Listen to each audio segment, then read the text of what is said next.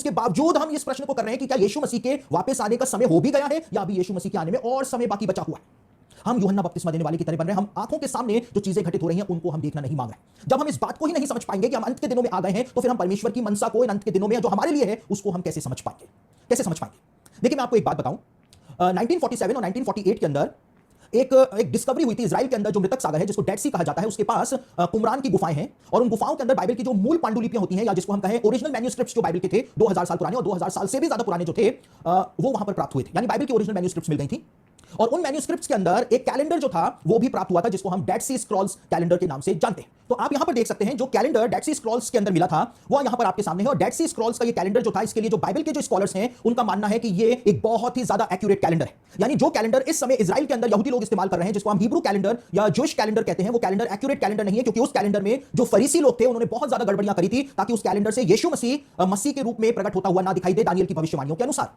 लेकिन बाइबल के स्कॉलर्स ने बताया है कि ये डेड सी स्क्रॉल्स कैलेंडर जो है इसमें एक्यूरेटली बताया गया था कि मसीह कब इस संसार में जन्म लेगा, वो कब इस संसार के अंदर अपना बलिदान देगा, सारी बातें एक्यूरेटली इस कैलेंडर के अंदर बताई हुई थी। और इसीलिए बाइबल के जो प्रोफेसी स्कॉलर्स हैं वो डेड सी स्क्रॉल्स कैलेंडर को बहुत ही ज्यादा महत्व देते हैं। और ये डेड सी स्क्रॉल्स कैलेंडर जो था ये 7000 सालों का एक कैलेंडर बनाया गया था यहूदी लोगों के द्वारा 2000 साल पहले, और ये 7000 साल जो थे वो 2000 2000 2000 प्लस 1000 के अंदर डिवाइड थे। और यहां पर आप देख सकते हैं मैंने लिखा हुआ है कि हर 2000 साल जो थे वो 500 सालों के अंदर डिवाइड हो रखे थे और हर 500 साल जो थे वो 10 जुबलियों में यानी 50-50 सालों के अंदर डिवाइड हो रखे थे। और इस प्रकार से ये डेड सी स्क्रॉल्स कैलेंडर जो था वो काम किया करता था और एक बहुत ही ज्यादा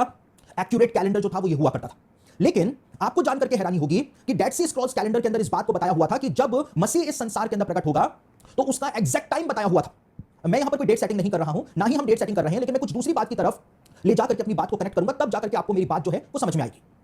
तो इस डेड सी स्क्रॉल्स कैलेंडर में बताया हुआ था कि 75 एडी में मसीह जो है उसका जन्म इस संसार के अंदर होगा और वो अपना बलिदान इस संसार के अंदर देगा। लेकिन समस्या ये उत्पन्न हो गई थी यहूदियों के सामने, फरीसी क्यों यीशु मसीह को नहीं पहचान पाए और जो रूलिंग क्लास थी यहूदियों की वो क्यों यीशु मसीह को नहीं पहचान पाए, क्योंकि उनका अंदाजा था कि मसीह जो है वो 75 एडी तक तो आ ही नहीं सकता है, आ ही नहीं सकता है। वो 75 एडी में आएगा या उसके बाद आएगा, लेकिन 75 एडी तक तो वो आ ही नहीं सकता है। लेकिन यीशु मसीह का जन्म जो था वो 6 बीसी में या 4 बीसी के अंदर ही हो गया था और यीशु मसीह ने तो 30 और 33 एडी तक अपना काम पूरा करके वो चला भी गया था और 75 एडी तक उस कैलेंडर के अकॉर्डिंग यीशु या मसीह जो है वो आ नहीं सकता था। और इसीलिए फरीसी लोग जो है वो पहचान नहीं पाए थे कि मसीह जो है वो इस संसार के अंदर प्रकट भी हो चुका है। अब मैं आपको क्या बात बताने जा रहा हूं उससे हम आज के हमारे इस समय को समझेंगे। एक वचन को मैं आपके सामने पढ़ रहा हूं, मत्ती रचित सुसमाचार उसका 8 अध्याय उसके 29वें वचन के अंदर क्या लिखा हुआ है। बहुत ही महत्वपूर्ण बात कि यहूदी लोग तो नहीं समझे, ठीक है हमको समझ में आता है, लेकिन दुष्ट आत्माएं भी नहीं समझी थी। दुष्ट आत्माओं को भी लग रहा था कि अभी तो मसीह के आने में बहुत समय बाकी बचा हुआ।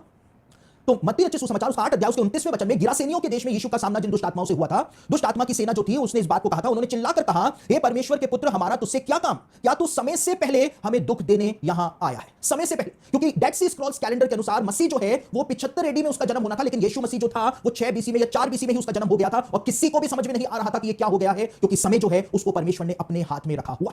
और इसी प्रकार से ये डेड सी स्क्रॉल्स कैलेंडर जो है, इस डेड सी स्क्रॉल्स कैलेंडर की जो अंतिम जुबली है, यानी ये कैलेंडर जब खत्म हो जाएगा तो बाइबल के जो प्रोफेसी स्कॉलर्स हैं वो बताते हैं कि 2025 से इस कैलेंडर के अंतिम 50 साल शुरू हो जाएंगे और 2075 में जाकर के वो अंतिम 50 साल जो हैं वो उस समय जाकर के खत्म हो जाएंगे। यानी कि ये कैलेंडर जो है वो 2075 पर जाकर के खत्म हो रहा है, लेकिन इसका मतलब ये नहीं है कि यीशु मसीह 2075 में आएगा। क्यों ऐसा नहीं हो सकता है? क्योंकि यीशु मसीह का जन्म 75 एडी में होना था, लेकिन वो भी पहले हो गया था और इसीलिए यीशु ने कहा था कि ना तो पुत्र को पता है ना स्वर्गदूतों को पता है, लेकिन सिर्फ पिता को पता है कि मेरा वापस आना कब होगा। और इसीलिए यीशु ने अपने शिष्यों को प्रेरितों के काम के पहले अध्याय में कहा था कि उन समय या कालों को जानना जिनको पिता ने अपने ही अधिकार में रखा है, तुम्हारा काम नहीं। तो ये डेड सी स्क्रॉल्स कैलेंडर जो है वो हमको ये बात तो समझा देता है, बता देता है कि 2025 से अंतिम 50 साल इस कैलेंडर के शुरू हो जाएंगे।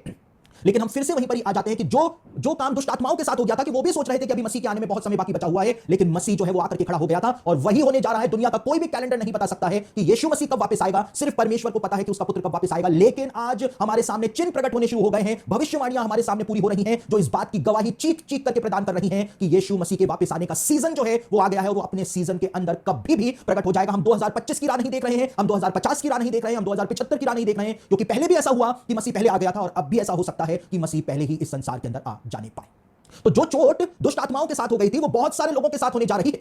दुष्ट आत्माएं जो हैं वो आराम से इत्मीनान से बैठी हुई थी कि अभी तो मसीह को आने में बहुत समय बाकी बचा हुआ है। वही का वही चोट जो है आज बहुत सारे मसीहों के साथ होने जा रही है, जो आराम से इत्मीनान से बैठे हुए हैं और जो कहते हैं कि अभी तो मसीह के आने में बहुत समय बाकी बचा हुआ है।